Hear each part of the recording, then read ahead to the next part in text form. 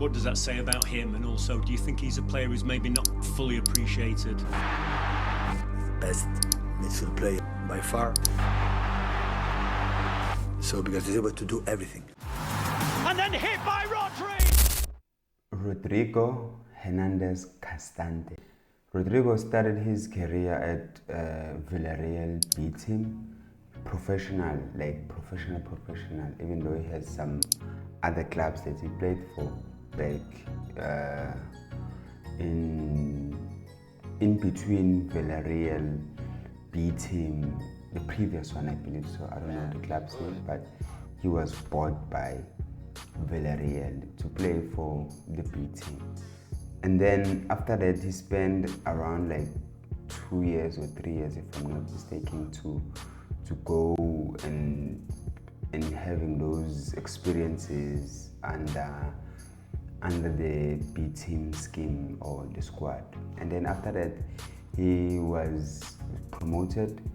By promotion he didn't stay that very long because the way he was playing and the impression that he made, it got him to be sold to Atletico Madrid by 20 million euros. At that time, also, it wasn't that long up until MANCITY came through knocking with a very, very significant amount that they were sold or bought by Atletico, of which it was 70 million euros.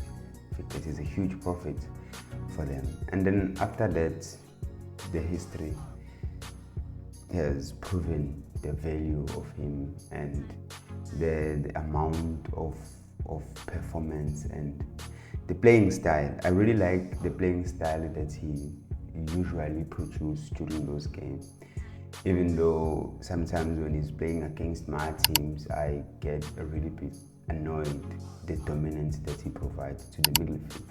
Because for me, Rodri is the perfect example, or the closest perfect example to the CDM that we all need as football fans or as clubs that provide such value to players, and how much he has shown the previous one, like your Xavi, your Semi Khedira at his peak, at his prime, and he has made me pay a lot of attention to him, because with a team without a CDM or a proper CDM doesn't give you those major tournaments or trophies, like performance-wise, the engagement towards the game, the engagement towards the attack and the defense, because you have to be a box-to-box, like when you see your Casemiro at his prime, not the current Casemiro now, because I think this one is more like fractured on the skull. I seriously hate the fact that he's mostly or low-key underrated. Without that guy, I don't see, seriously and honestly, I don't see MANCITY providing those big wins. When I say big wins, I mean like against bigger clubs. It's either in the UCL or in the EPL, because that guy provides you with that. He actually shows up. He shows up when it's come to give you big results in big matches and in major tournaments like your UCL and the EPL itself. So going forward, yes, they may be able to get those results. They may be able to be fighting for or fighting to defend the league, but I don't see MANCITY.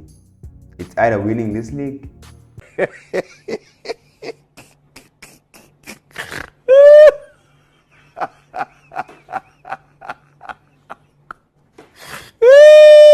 obviously they're not going to win the Champions League. We all know that.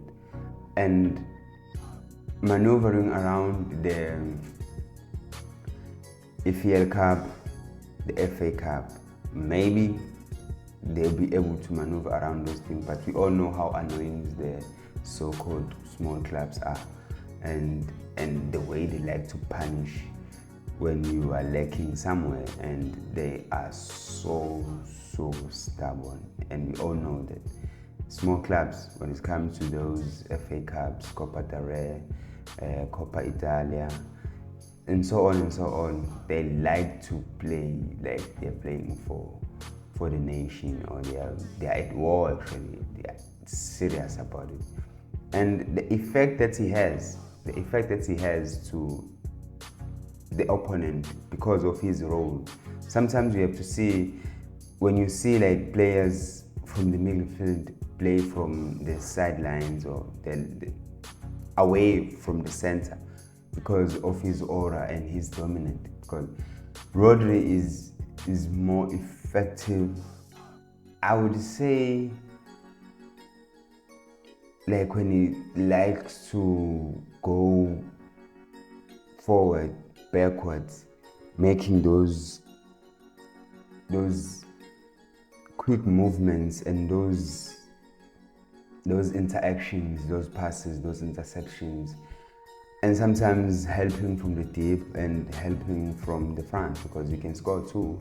He can score, he can defend, he can make those perfect passes and those interplays that he likes to do with KDB and so on and so on. So for me, I think going forward, however, because we all know there's a team that is on a shopping spree these days, and it's Real Madrid, and he was born from Real Madrid. And I think at some time, he would like to play for the club that is from the city that he was born in. Yes, he played for Atleti, but you know, Atleti doesn't make this major wins, doesn't bring in those major tournaments. The last time they ever won it, the major tournament, but it was below the UCL, it was the European League, of which they performed very well, and they won the Super Cup, and sadly they didn't make it through to the FIFA Club World Cup in order to obtain it. But if you have to weigh your options as a player, as you as a person, which one would you like to work most for? Atleti or Real Madrid? Because they are both from the same club, from the same city actually. So regardless, whenever you want to or hate to admit it, but they are what they are, and I truly hope that it doesn't get the transfer, because it will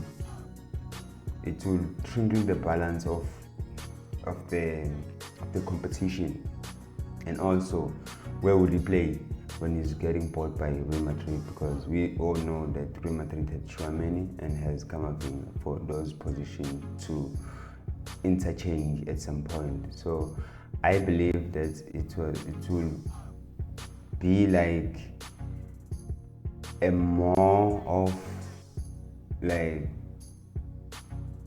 a transfer just to satisfy your own needs whenever you feel like you can play for a club and you feel like you love the club and you want to be one of the squad. Same like Eden Hazard, like he loved Real Madrid so much that he couldn't afford to retire without playing for Real Madrid. Sadly for him, systems are not the same with clubs, and that is why he had those injuries, because he's natural.